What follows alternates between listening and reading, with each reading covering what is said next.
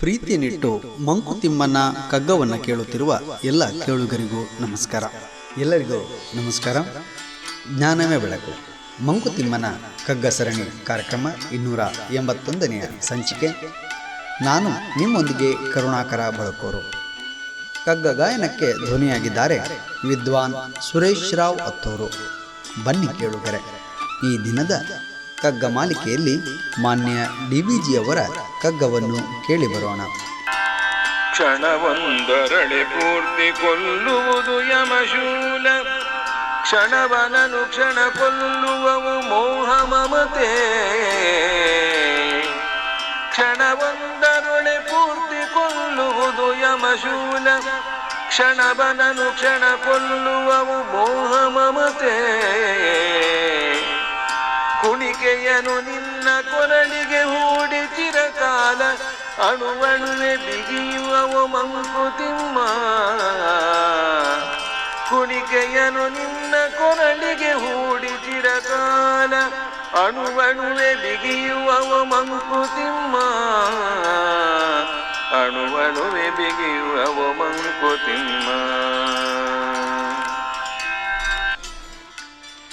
ಬಂಧುಗಳೇ, ಈ ಭೂಮಿಯ ಮೇಲೆ ಹುಟ್ಟು ಸಾವುಗಳ ನಡುವೆ ಜೀವನವೆಂಬ ರಸಪಾಕವನ್ನು ಆ ಭಗವಂತ ಇಟ್ಟಿದ್ದಾನೆ. ಸರಸ ವಿರಸಗಳ ಸಮರಸದ ಜೀವನಾನುಭವವನ್ನು ಪಡೆಯಬೇಕಂತೆ.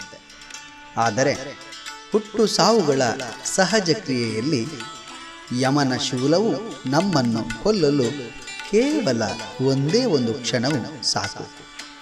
ಆ ಕ್ಷಣವು ಪ್ರಕೃತಿಯ ಕ್ರಿಯೆಯ ಒಳಗಡೆ ಅಡಗಿಕೊಂಡಿದೆ. ಎಲ್ಲಿಯೂ ಎಂತೂ ಹೇಗೆ ಬರುತ್ತದೆಂದು ಹೇಳಲು ಸಾಧ್ಯವಿಲ್ಲ. ಅಂತೆಯೇ ಸಂಸಾರ, ಸ್ನೇಹಿತರು, ಬಂಧು ಬಳಗಗಳ ನಡುವೆ ಜೀವನದ ರಸಪಾಕವನ್ನು ಅನುಭವಿಸುವಾಗ ಮೋಹ, ಪ್ರೀತಿ, ಮಮತೆ, ವಾತ್ಸಲ್ಯ ಮತ್ತು ಮೋಹವು ಕ್ಷಣ ಕ್ಷಣವೂ ಕೂಡ ನಮಗೆ ತಿಳಿಯದಂತೆ ಅದು ನಮ್ಮನ್ನು ಕೊಲ್ಲುತ್ತಾ ಇರುತ್ತದೆ.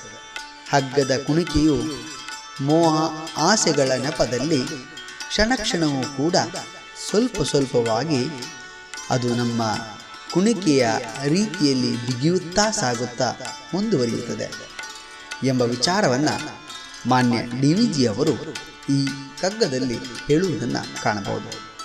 ಬಂಧುಗಳೇ, ನಾಳೆ ಇನ್ನೊಂದು ಕಗ್ಗದೊಂದಿಗೆ ನಾವು ಬರುತ್ತೇವೆ. ಅಲ್ಲಿಯವರೆಗೆ ನಮಸ್ಕಾರ, ಶುಭ ದಿನ. ಪ್ರೀತಿಯನ್ನಿಟ್ಟು ಮಂಕುತಿಮ್ಮನ ಕಗ್ಗವನ್ನು ಕೇಳುತ್ತಿರುವ ಎಲ್ಲ ಕೇಳುಗರಿಗೂ ನಮಸ್ಕಾರ.